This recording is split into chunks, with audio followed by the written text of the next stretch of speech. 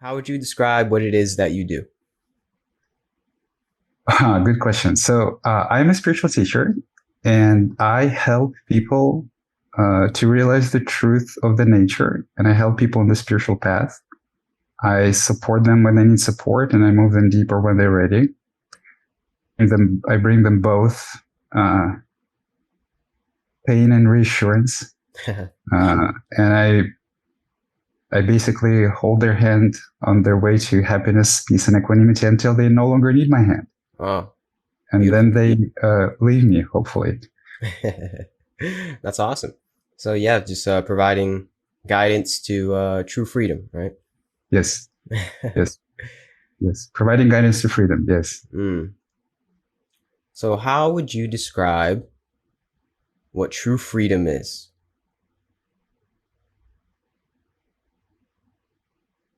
That's a big one. um,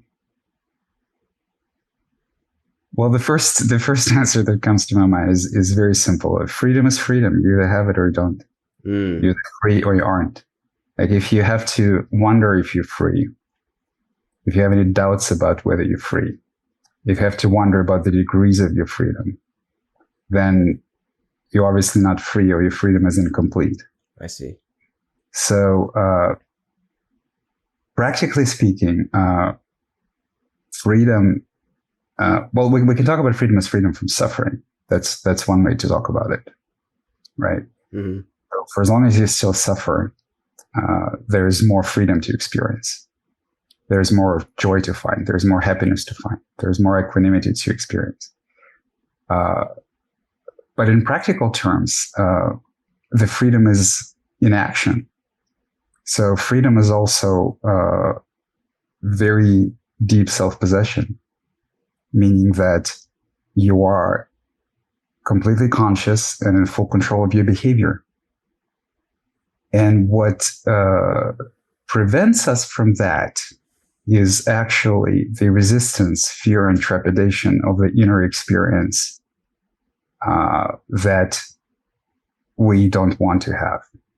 Mm. So those resistances to the difficult internal experience, and it could be fear, humiliation, the loss of the pain of loss, like many things. We can discuss them at length, but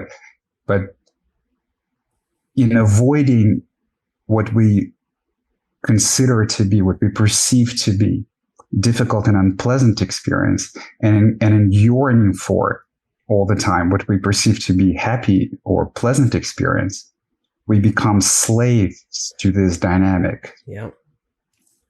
And That's Buddhism 101 right there. yes, pretty much. Yes. So when they talk about clinging and avoidance in Buddhism, that's exactly what they're talking about. Absolutely. Yes. Mm. Yes. There's only one path described in many different words by many different traditions. So all arguments between them are very silly.